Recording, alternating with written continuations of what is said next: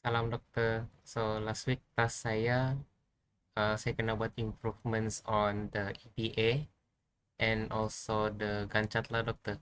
So Gantt chart tuh saya redo the flowchart of methodology and buat balik tuh Gantt chart lah dokter.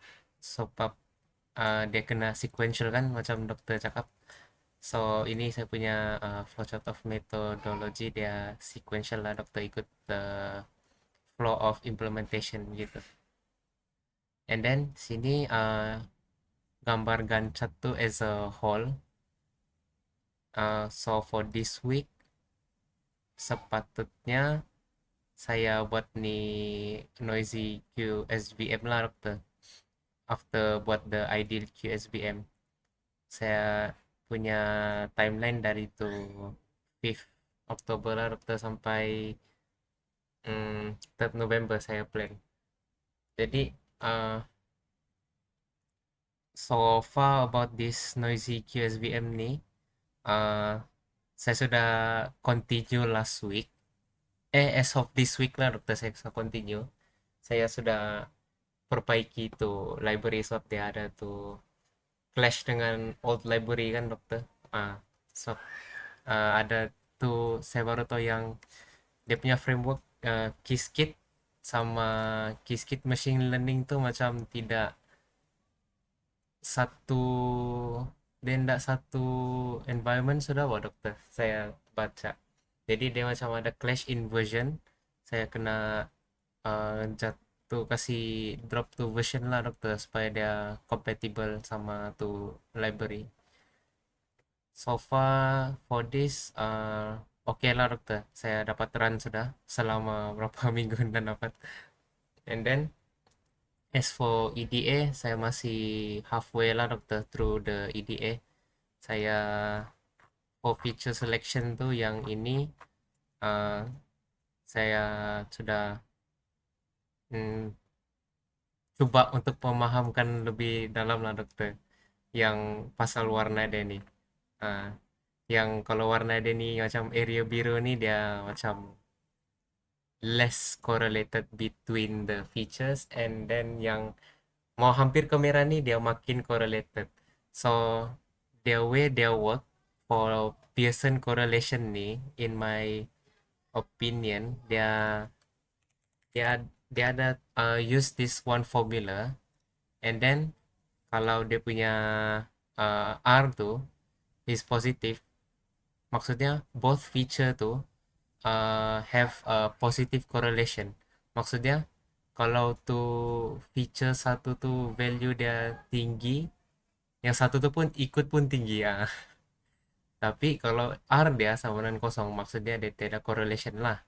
And then kalau R dia negative one, if the value of yang satu feature tuh yang naik, and then the value of yang satu feature tuh the value of satu feature tuh turun lah dokter. Jadi dia macam inversely proportional begitu. Itu yang saya paham dari itu Pearson correlation lah dokter.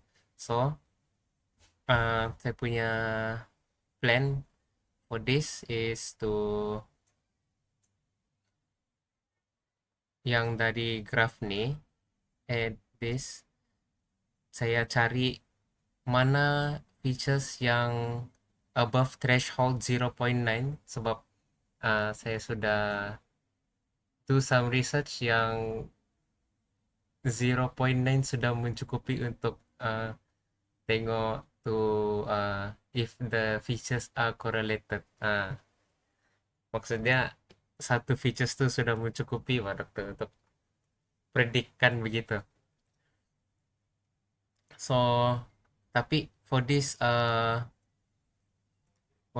feature selection kan dokter, dia punya saya buat tuh standard scaler first untuk scale to data, and then baru buat feature selection. The thing about this kan dokter, dia macam have to do something with the low variance kah something. Pasal kalau saya tidak scale awal-awal dia akan lari variance dia. Itu yang saya baca lah dokter, mungkin mau kasih pahami lagi dalam lah kan. And also sebab saya uh,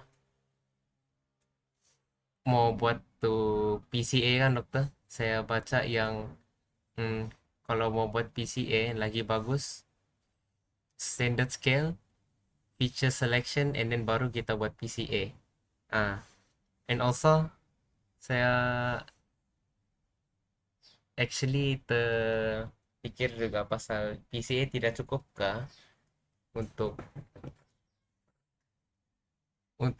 feature selection, tapi saya baru tahu PCA ni dia bukan feature selection. PCA ni dia macam just a compression. Dia just dia begitulah. Dia compression saja, dia bukan selection, jadi dia masih keep the noise from the 57 original features. As for saya punya lung cancer dataset kan dokter, uh, so since dataset ni kecil, dia ada 32 sampel saja, and then dia punya features pun lagi banyak. uh, Dia ada, setahu saya dia ada berapa, dia ada dia ada 57 features kalau saya nak silap ya. And then dia punya sampel ada 32 saja, so more features dan samples boleh menyebabkan overfitting lah. So for the feature selection saya pakai Grammar V because they are suitable for categorical data. Tidak boleh pakai Pearson sebab dia Pearson tu untuk numerical saja. uh, and then for this EDA lung cancer saya tidak buat scaling sebab dia useless for categorical data.